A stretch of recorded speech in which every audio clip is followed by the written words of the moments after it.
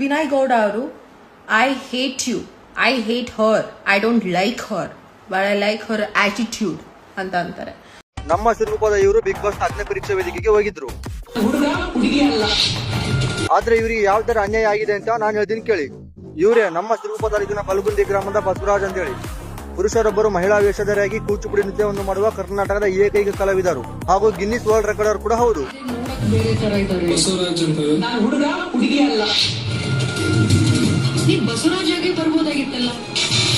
ಇಲ್ಲಿ ಶ್ರುತಿ ಮೇಡಮ್ ಅವರು ಕೇಳ್ತಾರೆ, ನೀವು ಬಸವರಾಜ್ ಆಗಿ ಬರಬಹುದಾಗಿತ್ತು ಅಂತ. ಹೌದು ಮೇಡಮ್, ಅವರು ಬಸವರಾಜ್ ಆಗಿ ಬಂದಿದ್ರು, ಆದ್ರೆ ನಿಮ್ ಬಿಗ್ ಬಾಸ್ ಟೀಮ್ನವರೇ ಅವರಿಗೆ ಆ ಗೆಟಪ್ ಅಲ್ಲಿ ಬರ್ಬೇಕಂತ ಹೇಳಿದ್ರು. ನಾನು ಅವತ್ತು ಬಿಗ್ ಬಾಸ್ ಅಗ್ನಿ ಪರೀಕ್ಷೆ ರೌಂಡ್ 60 ಜನ ಸ್ಟೇಜ್ಗೆ ಎಂಟ್ರಿ ಕೊಟ್ಟಾಗ ಯಾವ ತರ ಇದ್ದೆ ಅಂದ್ರೆ ಈ ತರ ಇದ್ದೆ. ಯಾಕೆ ಮೇಡಮ್, ನಿಮಗೆ ಇದೆಲ್ಲ ಗೊತ್ತಿಲ್ವಾ ಅಥವಾ ಈ ತರ ಗಿನ್ನಿಸ್ ರೆಕಾರ್ಡ್ ಮಾಡಿರೋ ಕಲಾವಿದರನ್ನ ರಿಜೆಕ್ಟ್ ಮಾಡ್ಬೇಕಂತ ಹೇಳಿ ಮೊದಲೇ ಫಿಕ್ಸ್ ಆಗಿದ್ರ? ಈ ಬಡತವಿಂದ ದೇಶ ಉದ್ಧಾರ ಆಯ್ತದ. ಈ ತರ ಒಳ್ಳೆ ಕಲಾವಿದರ ನೀವು ಸೆಲೆಕ್ಟ್ ಮಾಡಲ್ಲ ಅಂತ ನಿಮಗೆ ಗೊತ್ತು, ಅದರಲ್ಲೂ ಉತ್ತರ ಕರ್ನಾಟಕದವರನ್ನು ನೀವು ಸೆಲೆಕ್ಟ್ ಮಾಡಲ್ಲ. ಜನ್ಮಕ್ಕೆ ಹೋಗೋ ಇವರನ್ನ ರಿಜೆಕ್ಟ್ ಮಾಡಿದ್ರೆ ಓಕೆ, ಆದ್ರೆ ಇವ್ರ ಕಲೆಗೆ ಬೆಲೆ ಕೊಟ್ಟು ಇವರ ಎಪಿಸೋಡ್ ಕೂಡ ಟೆಲಿಕಾಸ್ಟ್ ಮಾಡಿಲ್ಲ. ಯಾಕೆ? ಇಂಥ ಜನ ಎಲ್ಲಿ ಸಿಗ್ತಾ ನಿಮ್ಗೆ? ಹೊಡಿರಿ ಚಪ್ಪಾಳೆ, ಹೊಡಿರಿ. ಹಾಯ್ ಎಲ್ರಿಗೂ ನಮಸ್ಕಾರ. ಇದು ನಿಮ್ ಸುಷ್ಮಿತಾ ಶ್ರೀ ಸಿಂಹಾದ್ರಿ, ಅಗ್ನಿ ಪರೀಕ್ಷೆ ಕಂಟೆಸ್ಟೆಂಟ್ಸ್. ನಂದು ಆಡಿಷನ್ ಎಪಿಸೋಡ್ ಬಂದಿದೆಯಲ್ಲ, ನನಗೆ ಅದರಲ್ಲಿ ಸ್ವಲ್ಪ ಅಸಮಾಧಾನ ಇದೆ. ಯಾಕೆ ಅಂದರೆ ಅದನ್ನ ಸ್ವಲ್ಪ ಎಲ್ಲನೂ ಎಡಿಟ್ ಮಾಡಿ ಹಾಕಿದ್ದಾರೆ. ಬಿಕಾಸ್ ಒಬ್ಬೊಬ್ರು ಆಡಿಷನ್ನು ಅರ್ಧ ಗಂಟೆ 45 ಮಿನಿಟ್ಸ್ 1 ಅವರ್ ನಡೆದಿದೆ. ಅದನ್ನ ಅವರು 5 ನಿಮಿಷದಲ್ಲಿ ತೋರಿಸ್ಬೇಕು ಎಪಿಸೋಡಲ್ಲಿ. ಎಲ್ರದ್ದು ಟೈಮ್ ತೊಗೊಳಕ್ಕಾಗಲ್ಲ, ಅರ್ಥ ಆಗುತ್ತೆ. ಸೊ ನಂದು ತುಂಬ ನಡೆದಿದೆ, ತುಂಬ ಮಾತುಗಳಾಗಿದೆ. ಆ್ಯಂಡ್ ಬರೀ ಒಂದು ಆರ್ಗ್ಯುಮೆಂಟ್ ಮಾತ್ರ ತೋರಿಸಿದ್ದಾರೆ ಅವರು. ಇನ್ನೊಂದು ಜಡ್ಜಸ್ಗೆ ಆನೆಸ್ಟ್ ಒಪಿನಿಯನ್ ಕೊಡೋಕ್ಕೆ ತೋರಿಸಿದ್ದಾರೆ. ಅದರಲ್ಲಿ ನಾನು ಚಂದನ್ ಶೆಟ್ಟಿಗೆ ಅಂತೀನಿ ನಿಮಗೆ ಅರ್ಹರಿರಲಿಲ್ಲ ಗೆಲ್ಲೋದಕ್ಕೆ ಅಂತ. ನೆಕ್ಸ್ಟ್ ಬೇರೆಯವ್ರ ಬಗ್ಗೆ ಅಂತೀನಿ, ಅದಷ್ಟೇ ತೋರಿಸಿದ್ದಾರೆ. ಬಟ್ ಅದಕ್ಕಿಂತ ತುಂಬ ಆಗಿದೆ.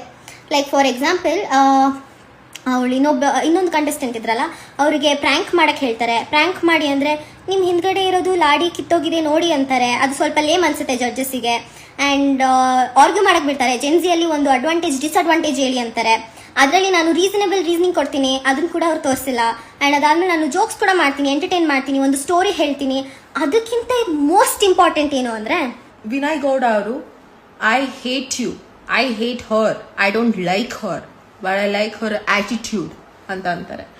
ಸೊ ಅದಾಗಿದೆ ಅಂದರೆ ನೀವೇ ಅರ್ಥ ಮಾಡ್ಕೊಳ್ಳಿ ಏನೇನೆಲ್ಲ ಆರ್ಗ್ಯುಮೆಂಟ್ ನಡೆದಿರ್ಬೋದು ನನ್ನ ಅವರ ಮಧ್ಯೆ. ಇನ್ನೂ ಯಾವ ಥರ ಕಾನ್ವರ್ಸೇಷನ್ಸ್ ನಡೆದಿದೆ. ನಾನು ಚಂದನ್ ಶೆಟ್ಟಿ ಅವ್ರಿಗೆ ಹೇಳಿದಾಗ್ಲೂ ಅವ್ರ ಜೊತೆನೂ ಒಂದು ಆರ್ಗ್ಯುಮೆಂಟ್, ಸಣ್ಣ ಪುಟ್ಟ ಆರ್ಗ್ಯುಮೆಂಟ್ ನಡೆಯುತ್ತೆ. ಸೊ ನಾನು ಆ್ಯಕ್ಚುಲಿ ಜಡ್ಜಸ್ನ ಎನಿಮಿಯಾಗಿ ಪಡ್ಕೊಂಡಿದ್ದೀನಿ, ನೀವೆಲ್ಲ ಬೇರೆದೇನೋ ಅಂದ್ಕೊಂಡಿದ್ದೀರಾ. ಬಿಕಾಸ್ ಅವ್ರು ಎಡಿಟ್ ಮಾಡಿ ಹಾಕಿರೋ ರೀತಿ ಹಾಗಿದೆ. ಸೊ ಯಾರ್ಯಾರು ನನ್ನ ಬಗ್ಗೆ ವಿಡಿಯೋ ಮಾಡಿಕೊಂಡು ಮೀಮ್ಸ್ ಮಾಡ್ಕೊಂಡು ಮಾಡ್ತಾ ಇದ್ದೀರಾ, ಒಳ್ಳೇದಾಗಲಿ ಎಲ್ರಿಗೂ.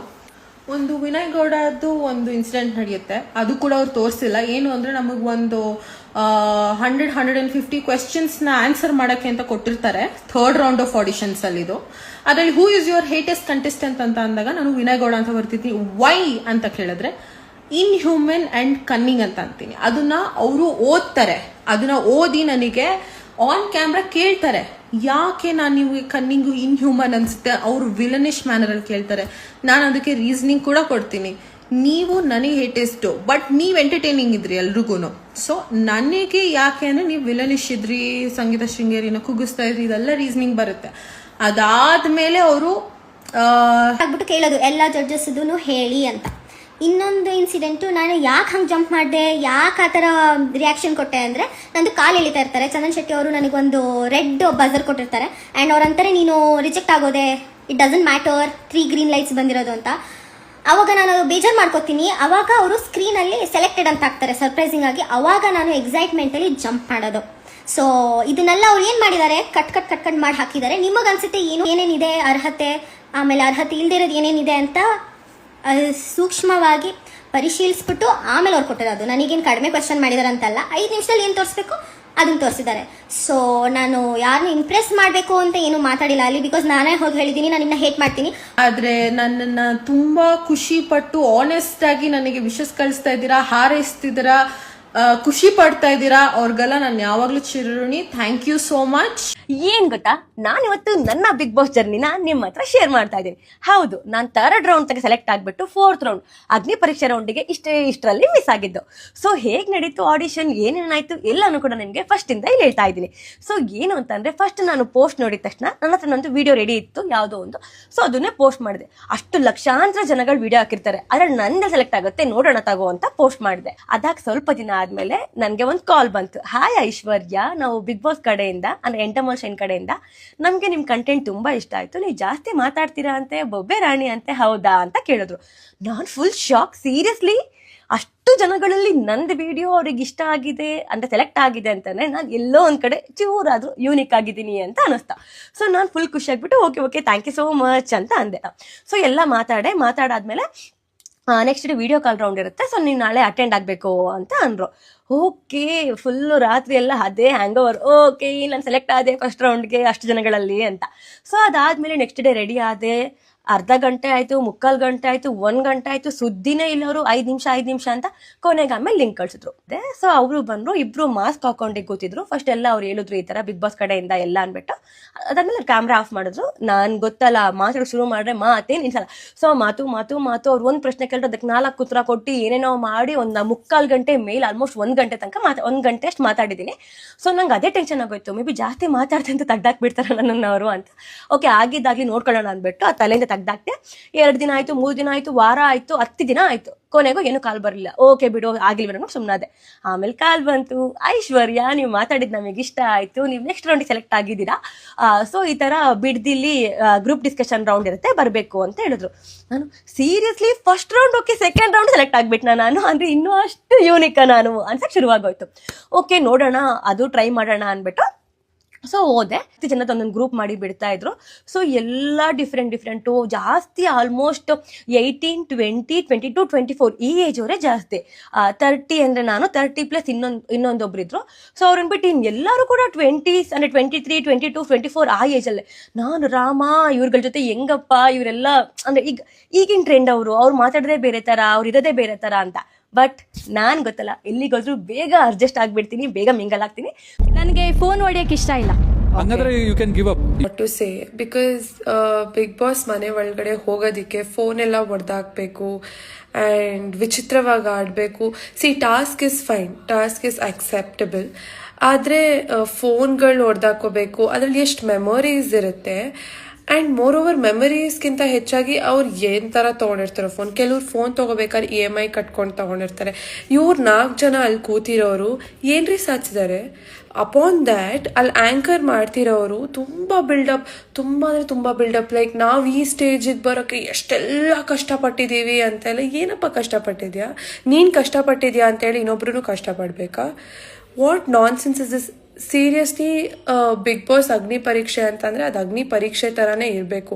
ಫೋನ್ ಹೊಡೆದಾಕಿ and actually deserving contestants, for example Sandhya Gowda ಆಗಲಿ and that engineer who came a CSE student, ಅವರು ಅಷ್ಟೇ, he was also equally deserving. But ಸರ್ಕಲಲ್ಲಿ ಇನ್ಸೈಡ್ ಇದೆ ಔಟ್ಸೈಡ್ ಇದೆ ಅಂತ ಹೇಳಿ ಡಿಸರ್ವಿಂಗೇ ಇಲ್ದೇ ಇರೋ ಅಲ್ಲಿ 4 ಜನನ ಕೂರಿಸಿ. ಗುರು, ಇವರೇ ನೋಡಿ ಸರ್ಕಲ್ಗೆ 2 ಸೈಡ್ಸ್ ಇರುತ್ತೆ ಅಂತ ಕಂಡಿಡಿದ ಪುಣ್ಯಾತ್ಮ. ನಾನೇ ಮೊದಲು ಸರ್ಕಲ್ಗೆ ಇನ್ಸೈಡ್ ಅಂಡ್ ಔಟ್ಸೈಡ್ ಇರುತ್ತೆ ಅಂತ ಕಂಡಿಡಿದೆ. ಇವರ ಈ ಅದ್ಭುತ ಮಾತಿಗೆ ಏನಾರ ಹೇಳಕ್ಕಿದೆ ಕಮೆಂಟ್ ಮಾಡಿ.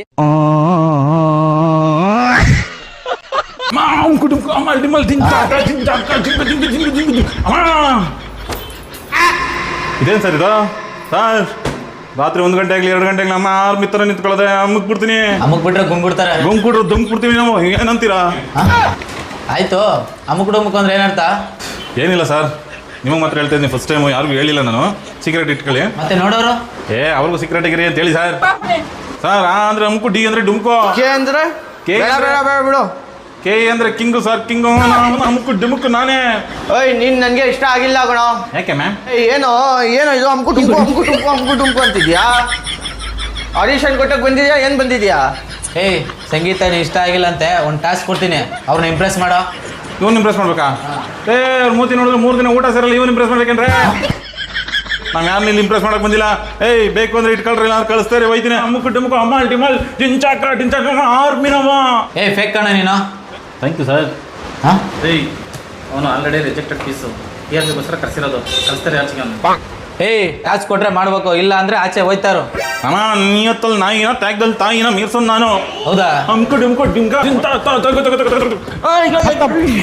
ಬಾಯ್ ಬಾಯ್, ಟಾಟಾ, ಗುಡ್ ಬಾಯ್, ಗಯಾ. ಜಡ್ಜ್ ಅಂತ ಮರ್ಯಾದೆನೇ ಇಲ್ಲ ಇವ್ರ ಹತ್ರ. ನಮ್ಮ ಬಿಗ್ ಬಾಸ್ ಅಗ್ನಿ ಪರೀಕ್ಷೆಯಲ್ಲಿ ವಿನಯ್ ಅವ್ರ ಸರ್ಕಲ್ ಬಗ್ಗೆ ಸಖತ್ತಾಗಿ ಹೇಳಿದ್ರು, 2 ಸೈಡ್ ಇರುತ್ತೆ ಅಂತ. ಇಡೀ ಇನ್ಸ್ಟಾಗ್ರಾಮ್ ಪೂರ್ತಿ ಟ್ರಾಲ್ ಆಗ್ತಿದ್ದಾರೆ ಅವರು. ತಪ್ಪು ಅದು, ಇಲ್ಲ ಅವ್ರು ಹೇಳಿದ್ದು ಕರೆಕ್ಟು, ನಾನು ಪ್ರೂವ್ ಮಾಡ್ತೀನಿ ನೋಡಿ. ಇದನ್ನು ಸರ್ಕಲ್ ಅಂತ ಅಂದ್ಕೊಳ್ಳಿ, ನನ್ನ ಹತ್ರ ಯಾವುದೇ ಬೋರ್ಡ್ ಇಲ್ಲ ಸರ್ಕಲ್ ಬರೆಯೋಕ್ಕೆ. ಸೊ ಇದನ್ನು ನಿತ್ಯಾನಂದ ಅವ್ರ ಸ್ಟೈಲಲ್ಲಿ ಎಕ್ಸ್ಪ್ಲೇನ್ ಮಾಡ್ತೀನಿ. You see, this circle is outside me, this circle is inside me. If I want to see the circle outside me with in the circle inside me, I have to see through the circle of life. That is outside and inside of a circle. ಇವಾಗ you think you are seeing me from rectangle phone. No, I am recording through camera which is also a circle. I am inside the circle, you are outside the circle. Okay, ಇವಾಗ ನಾವು ಚಿಕ್ಕ ವಯಸ್ಸಲ್ಲಿ ಕೆರೆ ಮತ್ತು ದಡ ಅಂತ ಆಟಾಡ್ತಿದ್ವಿ. If you are inside you are a kere, if you are outside you are a dada. Inside you go no dada, outside you come no kere. ನೀವು ಹೇಳ್ಬೋದು ನಾವು ಸ್ಟ್ರೈಟ್ ಲೈನ್ ಇಟ್ಕೊಂಡು ಆಡ್ತಿದ್ವಿ, ಕೆರೆ ದಡ ಅಂತ. No, earth is a circle. ಅದರಲ್ಲಿ ನೀವು ಸ್ಟ್ರೈಟ್ ಲೈನ್ ಹಾಕೋದು, it will become a circle. ನಮ್ಮ ಬಿಗ್ ಬಾಸ್ ವಿನಯ್ ಅವರು ತುಂಬ ದೊಡ್ಡ ಬುದ್ಧಿಜೀವಿ, ನಾವೆಲ್ಲ ವೇಸ್ಟು. ನಿಮ್ಮ ಫ್ರೆಂಡ್ ಗ್ರೂಪಲ್ಲೂ ವಿನಯ್ ಅವ್ರ ಥರ ಯೋಚನೆ ಮಾಡೋ ಬುದ್ಧಿಜೀವಿಗಳು ತುಂಬ ಇರ್ತಾರೆ ಅಂತ ಗೊತ್ತು. ಅವ್ರಿಗೆ ಈ ವಿಡಿಯೋನ ಶೇರ್ ಮಾಡಿ ನೋಡೋಣ. ಸರ್ಕಲಿಗೆ ಎಷ್ಟು ಸೈಡ್ಸ್ ಸರ್? ಸಿ, ಇದು ಕ್ವೆಶ್ಚನ್ನು ನೀವು ಮ್ಯಾಥಮೆಟಿಕಲ್ ಕ್ವೆಶ್ಚನ್ನ ಅಥವಾ ಯಾವ ಕಾಂಟೆಕ್ಸ್ನಲ್ಲಿ ಕೇಳ್ತಿದ್ದೀರಾ ಅನ್ನೋದು ಇಂಪಾರ್ಟೆಂಟ್ ಆಗುತ್ತೆ. ನಾನು ಕೇಳಿದಂಥ ಕಾಂಟೆಕ್ಸ್ಟು, ಒಂದು, ಅವನು ಕಂಪ್ಯೂಟರ್ ಸೈನ್ಸ್ ಅಂತ ಹೇಳ್ದ. ಎರಡನೇದು, ಅವ್ನು ನಿಂತಿದ್ದು ಸರ್ಕಲ್ ಒಳಗೆ, ಬಿಗ್ ಬಾಸ್ ಅಗ್ನಿ ಪರೀಕ್ಷೆ ಸರ್ಕಲ್ ಒಳಗೆ. ಅವನ ಫಸ್ಟ್ ಕೇಳಿದ್ದು ನನ್ನ ಕ್ವೆಶ್ಚನ್ನು, ಸರ್ಕಲ್ ಒಳಗಡೆ ಬಂದೆ ನೀನು, ಸರ್ಕಲ್ ಒಳಗೆ ನಿಂತಿದ್ಯಾ, ಸರ್ಕಲ್ ಹೊರಗಡೆ ಹೋಗಬೇಕು ಅಂದರೆ you have to answer this question correctly. ಇಲ್ಲ ಅಂತಂದರೆ ಸರ್ಕಲ್ ಹೊರಗಡೆ ಹೋಗ್ತೀಯಾ. ಇದು ಡಿಸ್ಕಷನ್ ಆಗಿದ್ದು ಮುಂಚೆ, ನೀವೇನು ಟಿ ವಿನಲ್ಲಿ ನೋಡಿದ್ರೋ ಅಥವಾ ಫೋನಲ್ಲಿ ನೋಡಿದ್ರೋ ಅದಕ್ಕೆ ಮುಂಚೆ. ಅದಾದಮೇಲೆ I asked him a very simple question, ಸರ್ಕಲ್ಗೆ ಎಷ್ಟು ಸೈಡ್ಸ್ ಇರುತ್ತೆ? ಅರ್ಥ ಆಗಲಿಲ್ಲ ಹುಡುಗನಿಗೆ ಕ್ವೆಶ್ಚನ್ನು, ಅದನ್ನು ಮೋಸ್ಟ್ಲಿ ನೀವು ನೋಡಿರೋದಿಲ್ಲ. ಮತ್ತೆ ಕೇಳಿದೆ, ಇವಾಗ ಸರ್ಕಲ್ ಒಳಗಿದೆಯಾ ನೀನು, ಎಷ್ಟು ಸೈಡ್ಸ್ ಇದೆ ಸರ್ಕಲ್ಗೆ? ಸರ್ಕಲ್ಗೆ ಸೈಡ್ಸ್ ಇಲ್ಲ ಸರ್ ಅಂದ. ಸರ್ಕಲ್ಗೆ 2 ಸೈಡ್ ಇದೆ, ಒಂದು inside, that means you are standing inside ಅಗ್ನಿ ಪರೀಕ್ಷೆ ಮನೆ ಒಳಗೆ. ಕರೆಕ್ಟಾಗಿ ಆನ್ಸರ್ ಹೇಳಿಲ್ಲ ಅಂದರೆ you will be walking out of the circle. Circle has 2 sides, inside and outside ಅಂತ ಹೇಳಿದ್ದು. ಸೆಕೆಂಡ್ ಬಂದಂಥ ಕಂಟೆಸ್ಟೆಂಟ್ ನೇಮ್ ಶಶಿಧರ್ ಅಂತೇಳಿ. ಸೊ ಅವ್ರು ಬರುವಾಗಲೇ ಫುಲ್ ಡ್ಯಾನ್ಸಲ್ಲಿ ಆಡ್ಕೊಂಡು ಬಂದರು, ಒಂದು ಆ್ಯಟಿಟ್ಯೂಡ್ ಇಟ್ಕೊಂಡೇ ಬಂದರು. ನಿರಂಜನ್ ಅವರು ಅದನ್ನ ನೋಡಿ ಈ ಆ್ಯಟಿಟ್ಯೂಡ್ ಎಲ್ಲಿ ತನಕ ಇರ್ತದೆ ಅಂತ ನೋಡಬೇಕು ಅಂತ ಹೇಳಿದ್ರು. ಆ್ಯಂಡ್ ಚಂದನ್ ಶೆಟ್ಟಿ ಅವರು ನಿಮ್ಮ ಟೈಮ್ ಸ್ಟಾರ್ಟ್ ಆಗುತ್ತೆ ಅಂತ ಹೇಳುವಾಗ ಅವ್ರು ಫಸ್ಟ್ ಹೇಳಿದ ಮಾತೇ ಇದು, ಅಂದರೆ ನನ್ನ ಡ್ಯಾನ್ಸಿಗೆ ಯಾರು ಚೇರ್ ಮಾಡಿಲ್ಲ ಅಂತ. ಆ್ಯಂಡ್ ಒಂದಷ್ಟು ಡೈಲಾಗ್ಗಳೆಲ್ಲ ಹೊಡೆದ್ರು. ಆ್ಯಂಡ್ ಫೈನಲ್ ಆಗಿ ಬಿಗ್ ಬಾಸ್ ಬಗ್ಗೆ ಒಂದಷ್ಟು ಮಾತಾಡಿದ್ರು. ಸೊ ಅದನ್ನ ಇಂಟರ್ಪ್ಟ್ ಮಾಡಿದ್ದು ಶ್ರುತಿ ಅವರು, ಅಂದರೆ ನೀವು ನಿಮ್ಮ ಬಗ್ಗೆ ಏನು ಹೇಳ್ತಾ ಇಲ್ಲ, ಅಂದರೆ ನೀವು ಬಿಗ್ ಬಾಸ್ ಬಗ್ಗೆ ಮಾತಾಡ್ತಿದ್ದೀರಾ ಅಂತ ಹೇಳಿದ್ರು. ಆ್ಯಂಡ್ ಅವ್ರು ಹೇಳ್ತಾರೆ, ನಾನು ಅದ್ರ ಬಗ್ಗೆನೇ ಮಾತಾಡಕ್ಕೆ ಬಂದಿರೋದು ಅಂತ ಹೇಳಿ ಮಾತಾಡುವಾಗ ನಿರಂಜನ್ ಅವರು ಸ್ಟಾಪ್ ಮಾಡ್ತಾರೆ. ಅಂದರೆ ನಾನೇನು ನಾಟಕ ನೋಡಿದಂಗೆ ಆಯ್ತಾ ಇದೆ, ನೀವು ಗಿಲಿಗಿಲಿಗೆ ಬನ್ನಿ ಅಂತ ಹೇಳಿದ್ರು. ಅದಾದಮೇಲೆ ವಿನಯ್ ಅವ್ರು ಕೇಳಿದ್ರು, ನೀವು ಏನು ಓದಿದ್ದೀರಾ ಅಂತ. ಅವ್ರು ಹೇಳಿದ್ರು, ಅದೇ ಕಂಪ್ಯೂಟರ್ ಸೈನ್ಸ್ ಇಂಜಿನಿಯರಿಂಗ್ ಮಾಡ್ತಾ ಇದ್ದಾರೆ ಅಂತ. ಸೊ ಅವರು ಒಂದು ಕ್ವಶನ್ ಕೇಳಿದ್ರು, ಅಂದರೆ ಒಂದು ಸರ್ಕಲಲ್ಲಿ ಎಷ್ಟು ಸೈಡ್ಸ್ ಇರ್ತದೆ ಅಂತ. ಅವರು ಸೈಡ್ಸೇ ಇರಲ್ಲ ಅಂತ ಹೇಳಿದ್ರು. ವಿನಯ್ ಅವರು ಹೇಳಿದ್ರು, ಕೈ ಎತ್ತಿ ಚಪ್ಪಾಳೆ ತಟ್ಟಿದ್ರು. ಆ್ಯಂಡ್ ಸರ್ಕಲ್ಗೆ ಇನ್ಸೈಡ್ ಆ್ಯಂಡ್ ಔಟ್ಸೈಡ್ ಅಂತ ಹೇಳಿದ್ರು. ಅದು ನನಗೆ ಸಹ ಅಲ್ಲಿ ಒಂದು ಡೌಟ್ ಇದೆ, ಅಂದರೆ ಸರ್ಕಲ್ಸ್ಗೆ ಸೈಡ್ಸ್ ಇದೆಯಾ ಇಲ್ವಾ ಅಂತ ಅನಿಸುತ್ತೆ. ಅದಾದಮೇಲೆ ಶ್ರುತಿ ಅವರು ಅವ್ರ ಜೊತೆ ಕೇಳಿದ್ರು, ಅಂದರೆ ನೀವು ಯಾಕೆ ಎಕ್ಸ್ಪೆಕ್ಟ್ ಮಾಡ್ತೀರಾ, ಅಂದರೆ ನಾವು ರಿಯಾಕ್ಟ್ ಮಾಡಬೇಕು ಅಂತ. ನೀವು ವೆಯ್ಟ್ ಮಾಡಬೇಕು ಫಸ್ಟ್, ಅಂದರೆ ನಾವು ರಿಯಾಕ್ಟ್ ಮಾಡ್ತೀವ ಇಲ್ಲ ಅಂತ. ಮತ್ತು ನೀವು ಎಕ್ಸ್ಪೆಕ್ಟು ಮಾಡಬಾರ್ದು ಆ್ಯಂಡ್ ಹೇಳಿ ಕೊಡಬಾರ್ದು, ಅಂದರೆ ನಾವು ಏನು ರಿಯಾಕ್ಟ್ ಮಾಡಬೇಕು ಅಂತ ಹೇಳಬಾರ್ದು ನೀವು ಅಂತ. ಸೊ ಅವ್ರು ಇಮಿಡಿಯೇಟಾಗಿ ಹೇಳಿದ್ರು, ಅಂದರೆ ನಾನು ನಿಮಗೆ ಎಲ್ಲ ಹೇಳಿದ್ದು, ಅಂದರೆ ಅಲ್ಲಿ ಕೂತಿದ್ದವ್ರಿಗೆ ಹೇಳಿದ್ದು ಅಂತ. ಸೊ ಅಲ್ಲಿ ಯಾರಿದ್ದಾರೆ ಅಂತೇಳಿ ಚಂದನ್ ಶೆಟ್ಟಿ ಕೇಳಿ. ಆ್ಯಂಡ್ ಅವ್ರು ಹೇಳಿದ್ರು, ಅಂದರೆ ಇಮಿಡಿಯೇಟಾಗಿ ನಿಮ್ಮದು ಸಾಫ್ಟ್ನೆಸ್ ಬಂತು, ಅಂದರೆ ಒಂದು ಆ್ಯಟಿಟ್ಯೂಡ್ ಇಟ್ಕೊಂಡಿದ್ರಿ ಇಷ್ಟು ತನಕ, ಇಮಿಡಿಯೇಟಾಗಿ ನಾವು ಹೇಳುವಾಗ ಒಂದು ಸಾಫ್ಟ್ನೆಸ್ ಬಂತು. ಅವ್ರು ಹೇಳಿದ್ರು, ಇಲ್ಲ ನಾನು ಅದೇ ಥರ ಇದ್ದೀನಿ ಅಂತ ಹೇಳಿ. ನಿರಂಜನ್ ಅವರು ಹೇಳಿದ್ರು, ಒಂದು ಟಾಸ್ಕ್ ಕೊಡೋಣ ಅಂತೇಳಿ ವಿನಯ್ ಅವ್ರ ಜೊತೆ ಕೇಳ್ತಾರೆ. ವಿನಯ್ ಅವರು ಏನು ಮಾಡ್ತಾರೆ ಅಂದರೆ ಇಮಿಡಿಯೇಟಾಗಿ ರೆಡ್ ಕೊಟ್ಬಿಟ್ರು. ಅಂದರೆ ನನಗೇನು ಅವರಲ್ಲಿ ಕಾಣ್ತಾ ಇಲ್ಲ, ಅಂದರೆ ಈಸ್ ಕನ್ಫ್ಯೂಸ್ಡ್ ಅಂತ ಹೇಳಿದ್ರು. ಅದಾದಮೇಲೆ ಚಂದನ್ ಶೆಟ್ಟಿ ಅವರು ಹೇಳಿದ್ರು, ಇಲ್ಲ ನನಗೊಂದು ಕ್ವಶನ್ ಇದೆ ಕೇಳೋಕ್ಕೆ ಅಂತೇಳಿ. ಅವ್ರು ಕೇಳ್ತಾರೆ, ಇದರಲ್ಲಿ ನೀವು ಗ್ಯಾಂಗ್ಸ್ಟರ್ ಆಗಬೇಕು ಅಂತ ಬರ್ತಿದ್ದೀರಾ, ಅಂದರೆ ಏನು ಅಂತ ಹೇಳಿ ಕೇಳುವಾಗ ಅವ್ರು ಹೇಳಿದ್ರು, ಗ್ಯಾಂಗ್ಸ್ಟರ್ ಅಂದರೆ ನಾವು ಯಾರನ್ನ ಹರ್ಟ್ ಮಾಡೋಂಥ ಆ ಥರ ಅಲ್ಲ, ಅಂದರೆ ಒಂದು ಕಿಂಗ್ಡಮ್ ಬಿಲ್ಡ್ ಮಾಡಿ ಅದರಲ್ಲಿ ಕಿಂಗ್ ಆಗಬೇಕು ಅಂತ ಹೇಳುವಾಗ ಸಂಗೀತ ಅವ್ರು ಹೇಳಿದ್ರು, ಮಾಫಿಯಾ ಅಂತ ಹೇಳಿದ್ರು. ಅದಾದಮೇಲೆ ವಿನಯ್ ಅವ್ರು ಕೇಳಿದ್ರು, ನಿಮಗೆ ಮಾಫಿಯಾದಲ್ಲಿ ಯಾರಾದರೂ ಐಡಲ್ ಇದ್ದಾರಾ ಅಂತ. ಅವ್ರು ಹೇಳಿದ್ರು, ಆ ಥರ ಏನಿಲ್ಲ, ಬಟ್ ನನಗೆ ಇಷ್ಟ ಆಗಿದ್ದವರು ಒಬ್ರು ಇದ್ದಾರೆ. ಯಾರು ಅಂತ ಹೇಳಿದ್ರೆ ಒಂದು ರ್ಯಾಪರ್ ಹೆಸರು ಹೇಳ್ತಾರೆ ಅವರು. ಇಮಿಡಿಯೇಟಾಗಿ ವಿನಯ್ ಅವ್ರು ಹೇಳಿದ್ರು, ಅವರು 20 yearsಗೆ ಶಾರ್ಟ್ ಡೆಡ್ ಅಂತ ಹೇಳಿದ್ರು. ಅವಾಗ ಅವ್ರು ಹೇಳಿದ್ರು, ಅವ್ರು ಸಾಯುವಾಗ ಸಹ ಎಲ್ಲರಿಗೂ ಅವ್ರನ್ನ ಗೊತ್ತಿತ್ತು ಅಂತ. ನಿರಂಜನ್ ಅವರು ಇಮಿಡಿಯೇಟ್ ಆಗಿ ಹೇಳಿದ್ರು, ನನಗೆ ಅವ್ರು ಯಾರು ಅಂತ ಗೊತ್ತಿಲ್ಲ. ಆ್ಯಂಡ್ ಸಂಗೀತ ಆ್ಯಂಡ್ ಚಂದನ್ ಶೆಟ್ಟಿ ಅವರು ಹೇಳಿದ್ರು, ನನಗೂ ಗೊತ್ತಿತ್ತಿಲ್ಲ ಅವ್ರು ಯಾರು ಅಂತ, ನೀವು ಹೇಳುವಾಗನೇ ಗೊತ್ತಾಗಿರೋದು ಅಂತ. ನಮಸ್ಕಾರ, ಜಗತ್ಗೆ ನಂಬರ್ 1 ಶೋ ಬಿಡಿ ನಿಮ್ದು, ಯಾರು ಮೀರ್ಸಕ್ಕಾಗಲ್ಲ. ಒಂದಂತೂ ಹೇಳ್ತೀನಿ ಕೇಳಿಸ್ಕೊಳ್ರಯ್ಯ, ಸುದೀಪ್ ಸರ್ ಇಲ್ಲ ಅಂದರೆ ನಿಮ್ಮ ಬಿಗ್ ಬಾಸ್ ಶೋ ಮೂಲೆ ಗುಂಪುಗರು ಬರ್ದಿಕೊಂಡ್ಬಿಟ್ರೆ ಅವ್ರು ಇರೋ ಕಾರಣಕ್ಕೆ ಜನ ಆ್ಯಕ್ಚುಲಿ ನೋಡ್ತಾ ಇರಲಿಲ್ಲ ಅಂದರೆ ನೀವು ಆಗಲೇ ಸ್ಕ್ರಾಪ್ ಆಗ್ಬಿಟ್ರು ನಿಮ್ಮ ಬಿಗ್ ಬಾಸ್. ನೀವು ಹೋಸ್ಟ್ ಮಾಡ್ತಾ ಇಲ್ಲ, ಆ ಜಡ್ಜ್ಗಳು ಕುತ್ಕೊಂತಾನೂ ಇರಲಿಲ್ಲ. ಏನು ದರಿದ್ರನಯ್ಯ, ಕೆಲವು ಚಪ್ಪರಿಗಳನ್ನೆಲ್ಲ ಒಟ್ಟಿಗೆ ಸೇರಿಸ್ಕೊಂಡು ಅವ್ರನ್ನ ಕುಣಿಸ್ಕೊಂಡು. ನನಗೆ ಗೊತ್ತು ನಿಮಗೆ TRP ಬೇಕು, ಅದಕ್ಕೆ ಇದೆಲ್ಲ ಮಾಡ್ತಾ ಇದ್ದೀರಾ, ಬೇರೆ ಏನೂ ಅಲ್ಲ. ನಿಮಗೆ TRP ಬೇಕು, ನಮಗೆ ಕಂಟೆಂಟ್ ಬೇಕು, ಟ್ರೋಲ್ ಪೇಜರ್ಗೆ ట్రోల్ ಮಾಡಬೇಕು, రోస్టర్స్కి రోస్ట్ ಮಾಡಬೇಕು, సింపుల్. తెలుగు బిగ్ బాస్ చూసి నేర్చుకోండి, ఇలాంటి క్వశ్చన్స్ అడగలరా మీరు. సో మ్యాటర్ వచ్చేసరికి ఏంటంటే కంటెస్టెంట్ గా బ్రో వస్తాడు, ఇంటరాక్షన్ ఇస్తాడు, ఏం చదివా అని అడిగితే ఇంజరీ ఏం చదివా అంటాడు. సో ఒక క్వశ్చన్ అడుగుతారు మన వాళ్ళు, జడ్జెస్ కదా కొంచెం. Circle has how many sides bro, ఈజీగా నో సైడ్స్ అంటాడు. కానీ అక్కడ ఉన్న జడ్జ్ ఆయనకు తెలుసు, ఆయనకి సర్కిల్ కి 2 సైడ్స్ ఉంటాయి. ఏ సైడ్ ఇన్సైడ్ ఒకటి ఉంటుంది, అవుట్ సైడ్ ఒకటి ఉంటుంది. అసలు ఆన్సర్ కి బ్రో ఇచ్చిన రియాక్షన్ ఉంటది. నీకు దండంద్ర దోత. మామ మీకే సర్కిల్ కి ఎన్ని సైడ్స్ ఉంటుంది మీకు తెలుసు. ಈ ದೇಶಕ್ಕೆ ನಿಮ್ಮಿಂದ ಒಂದು ಸಣ್ಣ ಸಹಾಯ, ಸ್ಮಾಲ್ ಹೆಲ್ಪ್, ನೋ ಚಾನ್ಸ್ ಅಷ್ಟೇ.